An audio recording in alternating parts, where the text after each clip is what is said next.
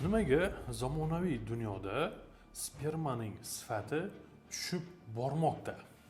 Bu sizga qiziqmi? Agar qiziq bo'lsa, videoni oxirigacha ko'ring. Video davomida sizlarga qisqa va lo'nda qilib buni tushuntirib o'taman va nima qilish kerakligini ham tushuntiraman. Qani bo'lmasa, ketdik.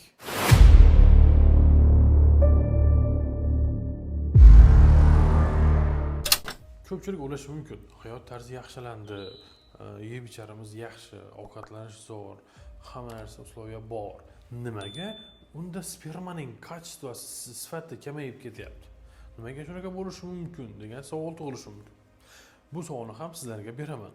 Videoni pauzaga bosing va kommentariyaga fikringizni yozib qoldiring. Nimaga spermaning sifati tushib ketyapti? Siz nima deb o'ylaysiz?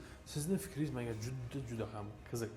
Men kommentariya yozgan bo'lsangiz, videoni boshlayman. Yozdingizmi? Yozmagan bo'lsangiz, pauzaga bosing, kutib turamiz. Kommentariyaga fikringizni yozing. Keyin boshlaymiz. A few moments later. Agar boshlagan bo'lsangiz, bo'lmasa biz ham boshlaymiz.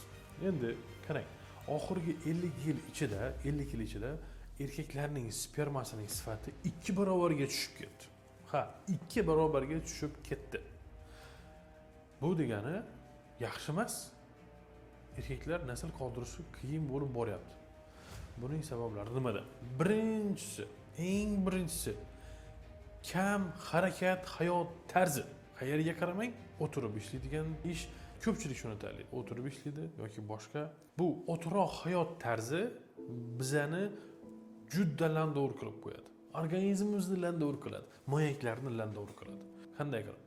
Endi asoratlariga keladigan bo'lsak, mana biz o'tiribmiz, o'tirgan paytimiz moyaklar, mana shu kichik chanoq a'zolari bosimda bo'ladi. Bosim bo'lgandan keyin bu kichik chanoq a'zosida qon aylanishi buziladi. Qon aylanish buzilsa, moyak o'z funksiyasini bajarishni kamaytiradi.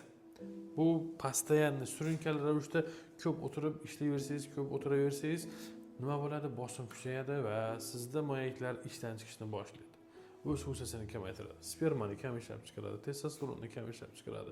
Sababi moyakka yaxshi xomashyo bormayapti, moyakka yaxshi ovqat bormayapti. Bu birinchi sabab. Buni bilib oldingiz. Kimga qaramay, o'tiroq hayot tarzi, kam harakat bo'lib qo'yganlar, harakat qilmaydi, mashq qilmaydi, jismoniy harakat qilmaydi, qilsa ham kam nomiga kirishadi. Keyingisi, albatta bu bizani ovqatimiz. Yeyotgan narsalarimizning 90% da какой-то bir ximikat aralashgan. Ha, aralashgan. Bundan 50 yil oldin bu 10% ga teng bo'lgandir, lekin hozirgidek 90% ga teng emas. Yeyotgan narsalarimiz. Tarvuz deysizmi, meva deysizmi, hammasi dori, pora unaqa narsalar beryapti. Go'shtlarni aytmaysizmi, ularda ham bor unaqa narsalar. Ximikat albatta aralashyapti. Bu ham juda katta ta'sir etadi. Keyingisi albatta stress. Stress bizani juda katta muammoga olib keladi. Bizani mana shu o'tirishimiz ham stress bo'lib qoldi hozir, sababi hayot tezlashib ketgan avvalgiga qaraganda. Muammolar ko'p. Unaqa qilishim kerak, mashina olishim kerak, joyni 2 qavat 2 etaj qilishim kerak yoki boshqa narsa qilishim kerak, unaqa qilishim kerak. iPhone 17 chiqibdi, shuni olishim kerak. Bu hammasi stress.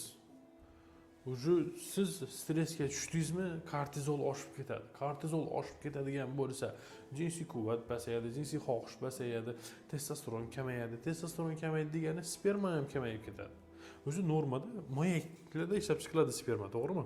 Oddiy bir tushuntirib o'tib keting. Moyaklarda sperma ishlab chiqiladi. Bu moyakni miyamiz boshqaradi. Miya stressda bo'lsa, boshqarish qiyin bo'ladi. Endi miyada bizada gipofiz, gipotalamus bezlari bor. Bu yerda FSG va LG gormonlari bor. Bular moyakka signal beradi. FSG moyakdagi sperma ishlab chiqarishni boshqaradi. LG degan gormonimiz moyakda testosteronni boshqaradi.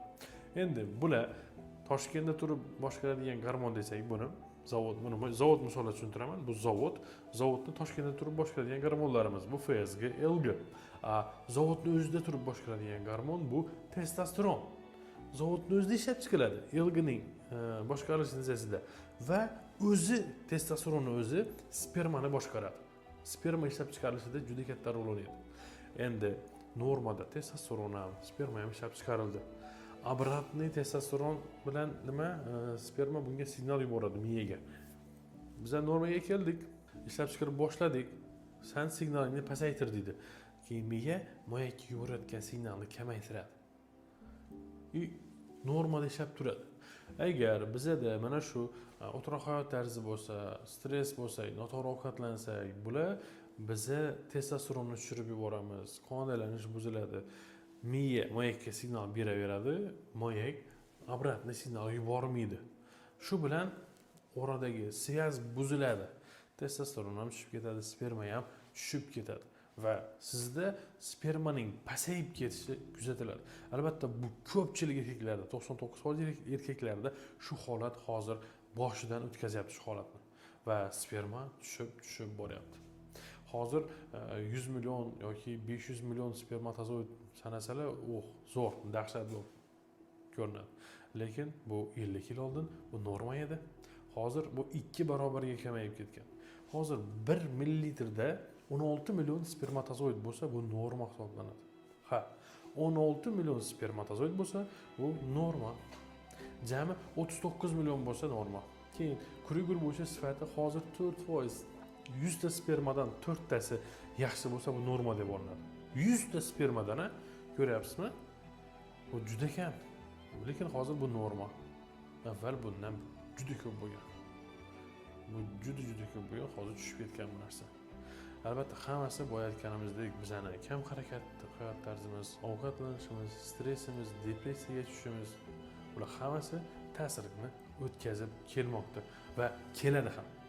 Sizga savol, nima deb o'ylaysiz? Yana 50 yil ham bormaydi. 30 yil, 20 yildan keyin bu spermogramma yana tushib ketadimi yoki ko'tarilib ketadimi? Nima deb o'ylaysiz? Albatta kommentariyaga fikringizni yozib qoldiring. Yana bitta asosiy sababi qolib ketdi. Bu bizani telefonlarimiz. Hozir kamida 2 ta telefon. Mana bitta telefon, 2 ta telefon, 3 ta telefon ko'tarib yurishadi. Bu gadjetlar, telefon, planshet, notebook, yana biron nima. Bular bizaga izluchение beradi va moyakning ishlashini kamaytiradi. Ko'ryapsizmi? Oddiy telefon ham bizani spermamizni tushirib yuborishi mumkin ekan gadjetlar. Elektromobil ham hozir bunga ta'siri bor. Albatta ta'siri bor. Hali bu keyingi mavzularda gaplashamiz bular. Do'stlar, men sizlarga oddiy va qisqa tushuntirib o'tdim degan umiddaman. Endi bu holatda spermani ko'tarish uchun nima qilish kerak? Oddiy hayot tarziga rioya qilish kerak. To'g'ri ovqatlaning, fast food, gazli ichimliklar, rangli ichimliklar. Blogerlar reklama qilayotgan boyagi nomini ham bilmayman, boyagi temir butilkada turadi-ku, pittat ochadigan. Shunaqa narsalar, bular hammasi bizga negativ ta'sir qiladi. Keyingisi albatta bu kam harakatni yo'qotishimiz kerak. Albatta kamida kuniga 40 daqiqa, 1 soat sayr qilish kerak. Oddiy sayr, yuguring demayapman. Sayr qilish kerak. Keyingisi Kegel mashqi bor. Kegel mashqini albatta qiling. Bu zo'r, qon aylanishini yaxshilab beradi. O'tirgan joyingizda ham qilavering, qisib yuborish mashqi bu. YouTube'ga olsangiz chiqadi Kegel mashqi. Keyingisi dukkaytli mahsulotlar, baliq mahsulotlarini ko'proq iste'mol qiling. Jinsiy hayot haftasiga kamida 3-4 marta bo'lishi kerak. 3 yoki 4 marta kamida. Shunda prostata bezi muammosi sizni bezovta qilmaydi.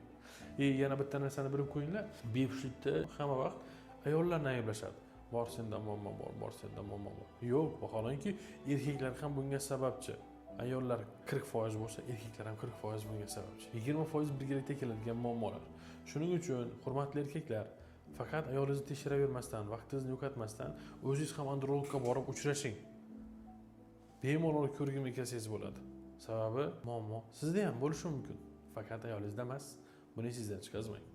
Buni to'g'ri tashxislab, to'g'ri sababini aniqlab davolasak bo'ladi. Spermogrammaga qarab turib lechena qilib emas, ba'zi birovlarga o'xshab.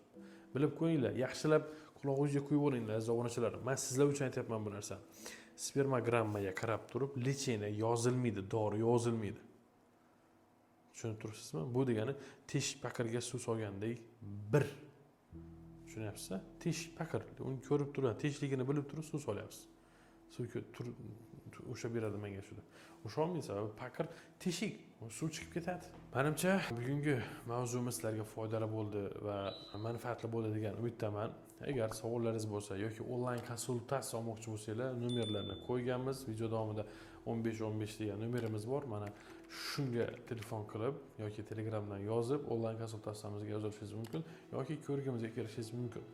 Sizlarni kutib qolamiz. Doimo sog' bo'ling, salomat bo'ling. Sog'likda ko'rishguncha.